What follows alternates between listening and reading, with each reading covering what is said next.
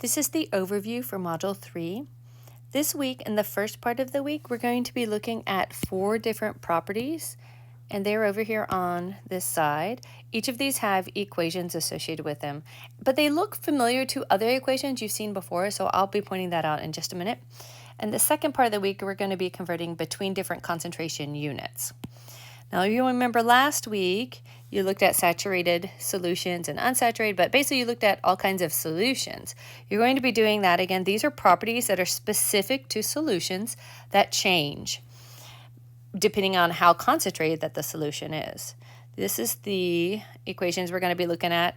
If you imagine that the pi is at P, there was a similar gas equation that came from PV equals nRT, and it looked like this one. So like this is that same gas constant, that 0.0821 is that same constant. This is the same temperature. This is molarity. So to me, I kind of categorize that as a similar equation, so I don't feel like it's a new equation.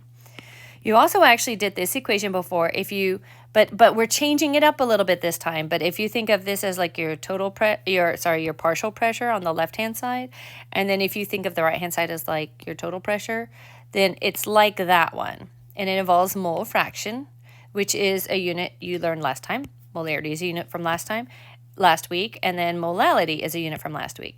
This equation, if you vary this term, can be used for both of these properties that change in calculating the change in the properties. And then for the concentration units, these were the 4 concentrations that we looked at last week. If you aren't sure, they're right there.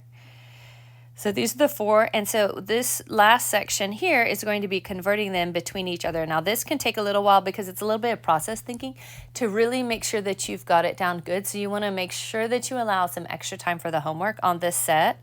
There aren't tons of problems. Each problem just takes a little bit of extra thinking and kind of manipulating to get it to turn out right.